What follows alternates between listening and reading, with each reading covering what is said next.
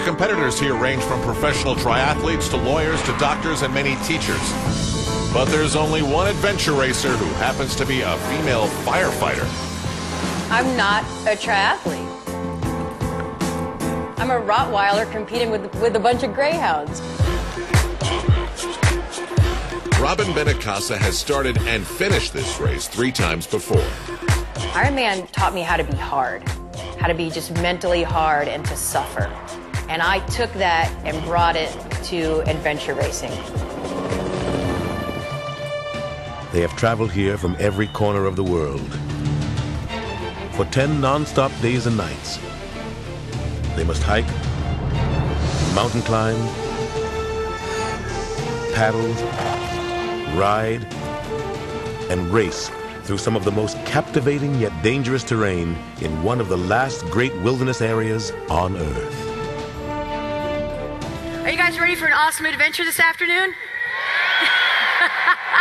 All right, today we're going to have an amazing adventure. We're going to explore Australia, New Zealand, Ecuador, but more importantly, we're going to explore the human spirit and the little things that allow groups of ordinary people to accomplish extraordinary things together, and the magic that happens when you create true human synergy with your team.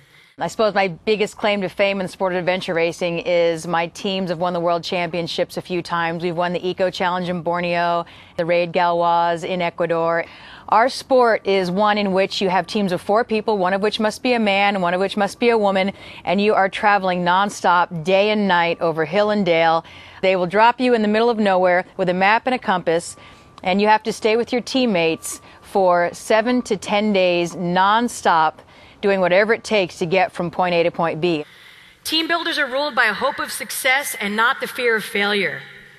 So very often we're looking behind us just trying to stay ahead, worrying, am I going to fail? Is this going to be okay? I used to have a teammate that whenever I looked behind me, because I was a racer that always focused on just staying ahead of the competition, you don't win races by just staying ahead of the competition. You win races by doing what it takes to win races. And every time I turned around, he'd always take my head and spin it around and go, winning is that way. And pretty soon I came to realize, you know what, it's not about not losing, it's about doing what it takes to win. Commitment does not start at the start line. Everybody shows up to a race, everyone shows up to a project, ready to go, full blast, hair on fire, really excited. I'll tell you where commitment starts. Commitment starts when the fun stops. It's real easy when you first start in this business to be all fired up and excited about it, isn't it? Commitment really starts when it's not as much fun anymore. When you're getting home from work late at night, when you haven't made your calls for that day, when you just want to get 1 or 2 more in for that day and you just don't feel like it. That's where commitment starts. Now, what's human synergy and how is it different from teamwork? Well, human synergy is teamwork basically supersized. Human synergy says that we're not just walking side by side together towards a common goal. Sometimes we're literally carrying one another. And that's what we're here to talk about today, helping you build your businesses through human synergy. And we're going to do it the fun way. I'm going to teach it to you the most fun way I know, and that's through the sport of adventure racing. On the ridge to Eton Peak, the lead teams are learning that things are not always as they seem. There's a fake, false summit. It'll be soul destroying when they get there and realise they've only gone 1/3 of the way and now need to descend and climb higher and higher than ever before. It just takes such courage to overcome the expectation of something being easy and then to find out it's really hard. That's what Eco Challenge is all about though. Digging deep in your soul and keeping going. It's a race about character.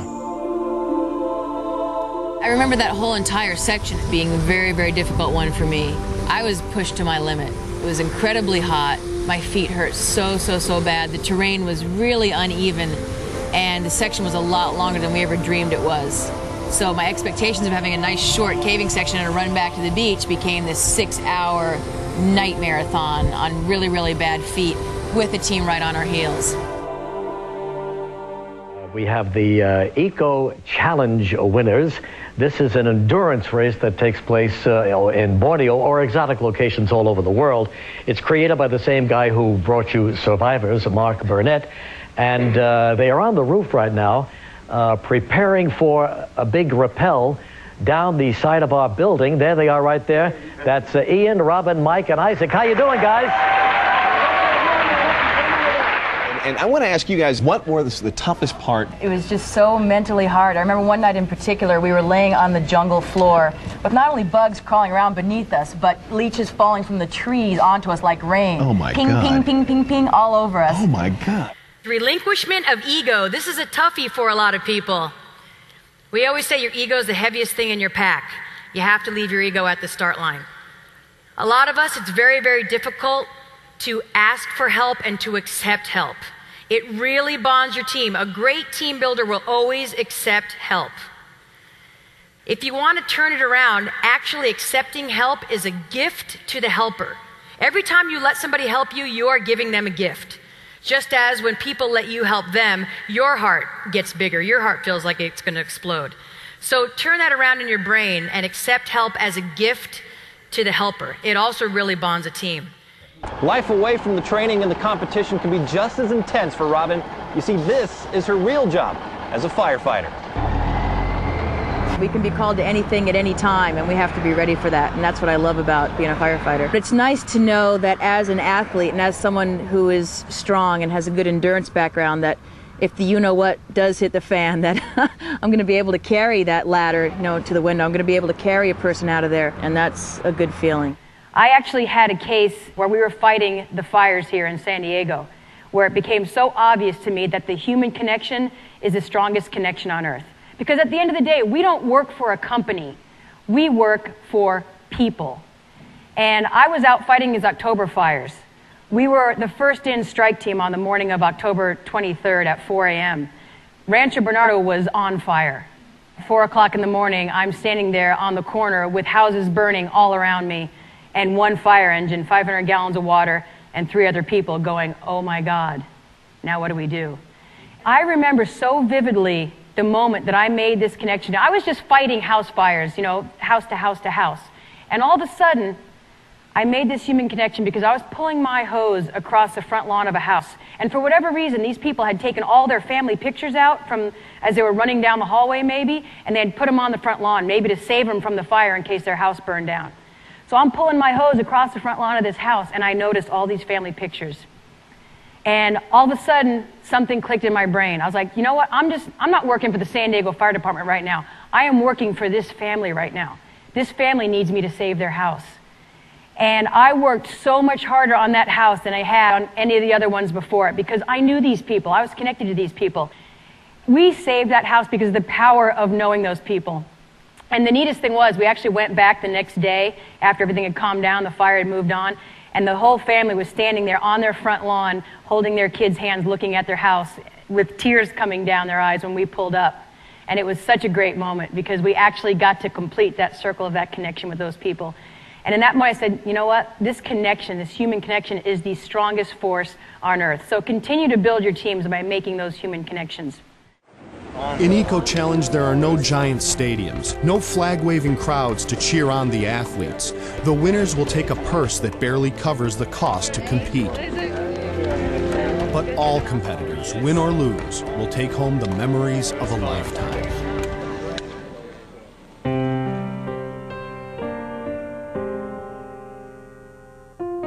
To dig down that deep with 3 other people and to have them love you and support you when you're nasty and disgusting and you're crying or you're scared, knowing that your 4 hearts and your 4 minds are one heart and one mind. It is such a bonding experience. Winning does not have to be mutually exclusive. A winner is the person that takes everyone across the finish line with them, that brings up the game of everyone around them, that creates that win-win situation with other people. This is the Japanese team in the 1997 Eco Challenge in Australia. They were about halfway through the pack. They were doing really well. They wanted to be the first Japanese team ever to finish an Eco Challenge. And the girl on their team had ripped her Achilles tendon. And all she could do was drag her foot behind her. And they had to get up and over a 3,000-meter mountain and then hike 13 miles before they got into kayaks to paddle about 20 hours to the finish. They still had a little bit of race left. And these guys said, you know what, we're going to reach for this higher power. We want to show the world how a Japanese team performs. When Nahoko finds she can walk no more, she and her companions discover the true meaning of teamwork. Hi, you aren't going to believe this. Team Eastwind taking turns carrying their female teammate up Bartle Frere. No lie, over. They had been carrying her on their back for about 6 hours. She got off and with her walking sticks was able to walk part way, and they put her back on their back when they got to a steep, another steep area, over.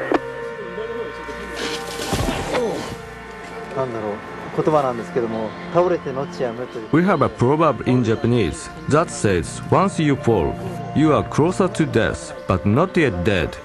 So I think this was a test for us to never give up, even under the toughest of odds. Team Eastwind are the epitome of what Eco Challenge really stands for. Most people couldn't even walk over Mount Bartle Frere. For them to carry that woman over that entire mountain, it's incredible. Pretty amazing. And I love ending with that image of those guys carrying the girl to the finish line. Because it's not about, hey, look at what superstars we were to carry her. They actually put her on their shoulders, right? Because she was a hero for letting them do that. And that's the image that I would love to leave with you guys today, in that in the past, you know, business has been all about gathering as many people as you can around you and standing on their backs to reach higher. But especially in a business like ours here, don't you achieve so much more and such greater heights when you're actually elevating your teammates on your shoulders? Yes? It's all about building those connections. You guys know that. And you've been an absolutely fabulous audience this afternoon. Thank you for sharing your love with me, and God bless all of you. Thank you. The adventure-seeking firefighter has climbed another mountain.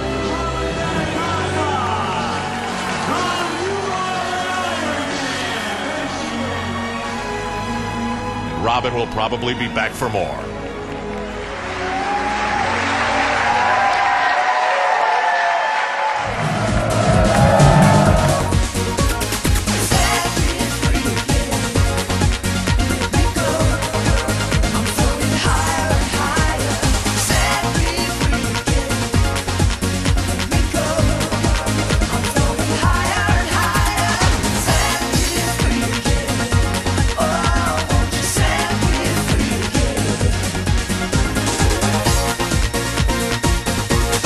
She's amazing, yeah.